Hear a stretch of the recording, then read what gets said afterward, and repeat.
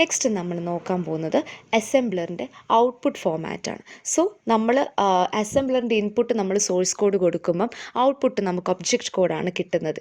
ഈ ഒരു ഒബ്ജക്റ്റ് കോഡിനെ നമുക്ക് 3 റെക്കോർഡ്സ് ആയിട്ട് നമുക്കിതിനെ ഡിവൈഡ് ചെയ്യാം. ഒന്ന് ഹെഡർ റെക്കോർഡ്, രണ്ടാമത്തത് ടെക്സ്റ്റ് റെക്കോർഡ്, മൂന്നാമത്തത് എൻഡ് റെക്കോർഡ്. ഹെഡർ റെക്കോർഡിനകത്ത് വരുന്നത് എന്ന് പറയുന്നത് പ്രോഗ്രാം നെയിം ആയിരിക്കും, പ്രോഗ്രാമിൻ്റെ സ്റ്റാർട്ടിംഗ് അഡ്രസ്സും അതിൻ്റെ കൂട്ടത്തിൽ പ്രോഗ്രാമിൻ്റെ ലെങ്ത്തുമായിരിക്കും വരുന്നത്.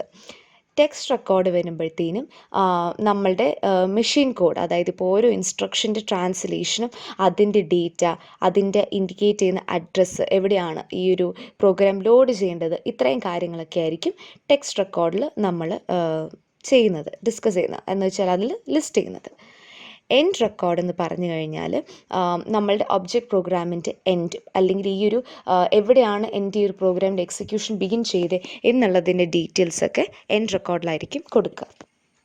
ഇപ്പം അടുത്ത നോക്കിക്കഴിഞ്ഞ് കഴിഞ്ഞാൽ ഇവിടെ ഓരോ റെക്കോർഡ്സിനും with respect to each column ഓരോ വാല്യൂസ് അസൈൻ ചെയ്തിട്ടുണ്ട്. സോ ഈ 3 റെക്കോർഡിൻ്റെ ഫസ്റ്റ് കോളം എന്ന് പറയുന്നത് ഇത് ഏത് ടൈപ്പ് ഓഫ് റെക്കോർഡാണ് എന്ന് ഡിനോട്ട് ചെയ്യുന്നതായിരിക്കും. ഇവിടെ ഇപ്പം എച്ച് നമുക്ക് കാണാൻ സാധിക്കും, ഇവിടെ ടി നമുക്ക് കാണാൻ സാധിക്കും, ഇവിടെ ഇ നമുക്ക് കാണാൻ സാധിക്കും, വിച്ച് ഇൻഡിക്കേറ്റ്സ് ഇതൊരു ഹെഡർ റെക്കോർഡാണ്, ഇതൊരു ടെക്സ്റ്റ് റെക്കോർഡാണ്, ഇതൊരു എൻഡ് റെക്കോർഡാണ്.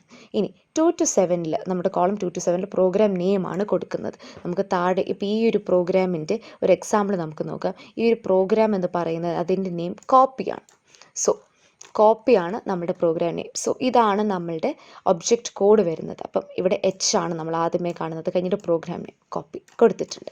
ഇനി നമ്മൾ നോക്കുന്നത് ഇപ്പോൾ 2 to 7 കോപ്പി പ്രോഗ്രാം നെയിം കൊടുത്തു. ഇനി അടുത്തത് വരുന്നത് starting address of the object programme. നമ്മളുടെ ഈ ഒരു പ്രോഗ്രാമിൻ്റെ സ്റ്റാർട്ടിംഗ് അഡ്രസ്സ് ഏതാണ്? സ്റ്റാർട്ട് അറ്റ് 1000 എന്നാണ് നമ്മുടെ ഫസ്റ്റ് ഇൻസ്ട്രക്ഷൻ കൊടുക്കുന്നത്. വിച്ച് മീൻസ് ദാറ്റ് നമ്മുടെ ഈ ഒരു പ്രോഗ്രാം സ്റ്റാർട്ട് ചെയ്യുന്നത് 1000ലാണ്. അപ്പം നമുക്ക് താഴത്തെ ഒബ്ജക്റ്റ് കോഡ് നോക്കാം. ഒബ്ജക്റ്റ് കോഡിൽ എന്താണ് കൊടുത്തിരിക്കുന്നത്? 1000ലാണ് നമ്മുടെ ഈ ഒരു പ്രോഗ്രാം സ്റ്റാർട്ട് ചെയ്യുന്നത്. അത് കഴിഞ്ഞിട്ട് കൊടുക്കുന്നത് ഈ ഒരു 14 to 19 കൊടുക്കുന്നത് length of the object program in byte. അത് ഹെക്സാഡെസിമൽ റെപ്രസെൻറ്റേഷൻ ആയിരിക്കും.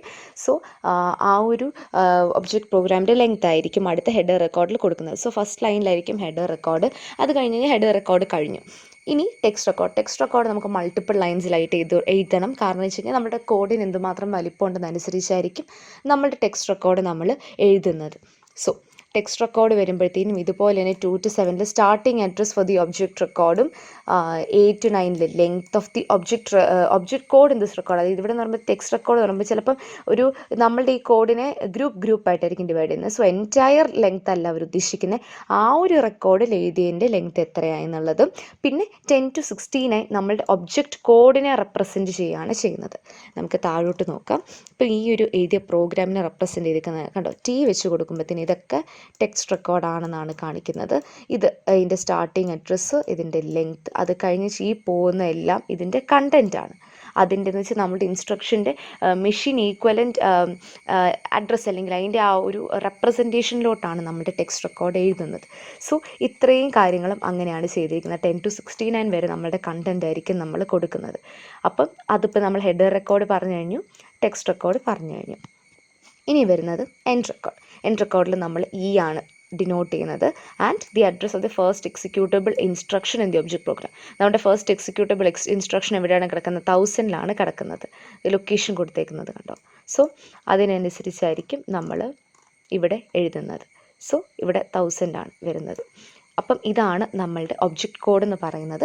3 റെക്കോർഡ്സ് ആയിട്ടായിരിക്കും നമ്മളിതിനെ ഡിവൈഡ് ചെയ്യുന്നത്.